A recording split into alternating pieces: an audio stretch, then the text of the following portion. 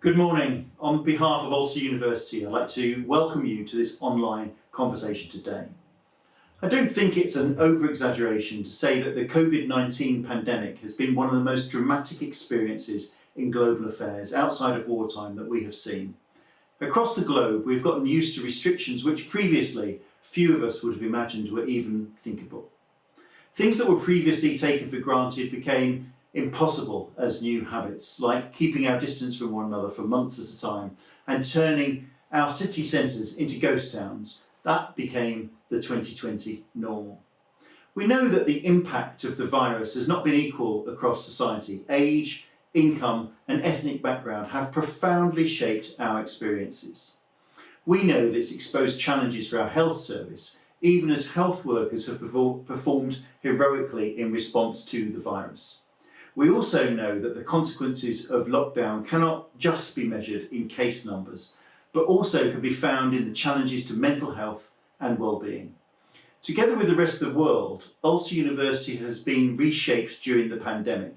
Our students and staff made huge efforts to ensure that teaching of the highest quality continued in all of our subject areas, ensuring that students were able to continue with their programmes of study as planned, and that our areas of research could continue to be explored. It's also been important for us to play our full part in society's response to the public health emergency. Indeed, many of our students, for example in nursing, social work and policing, became part of the frontline response to COVID-19. Our biomedical sciences teams were at the heart of efforts to address the scientific challenges posed by the pandemic. We were involved in the design, fabrication and production of innovative PPE, and we've worked with many partners across the community to support and respond to local needs. In fact, the idea for today came from one of our partners in the community. Would it not be possible, he asked, for the university to make available its learning and knowledge gleaned during the COVID pandemic more widely available to the public?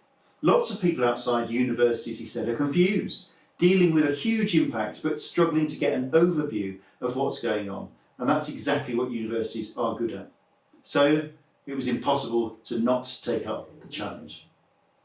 There are so many areas to which the university made a direct contribution, but for today we have settled on 4 areas which we think are of particular interest and importance to wider society. The first is biomedical sciences, where Ulster University has long had a leading position nationally and indeed internationally.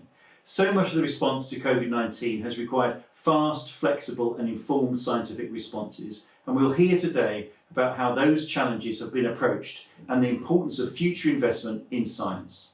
That will be followed by a consideration of some of the associated non-COVID challenges this pandemic has created. Not least among these have been the challenges posed to mental health.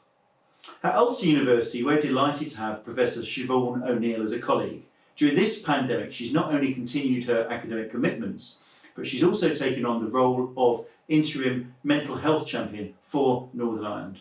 We could have no one better to help us consider what we have learned and what we must learn about this increasingly important and urgent topic.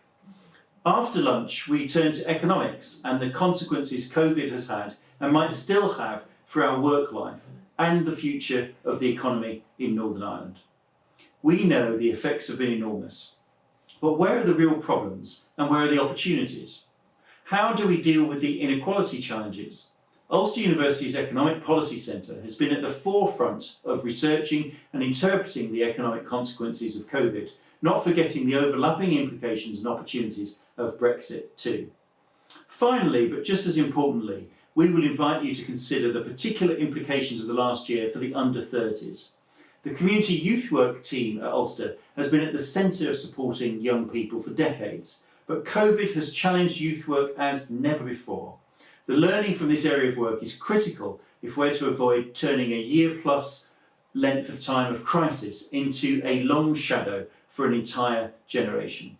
But before we get underway, I want to thank all of those who are contributing to today's event and all those who made it possible, not least Professor Duncan Morrow, Ulster's Director of Community Engagement, Alison Milne and our events team, and our technical and digital services team who are working tirelessly to make this virtual discussion happen.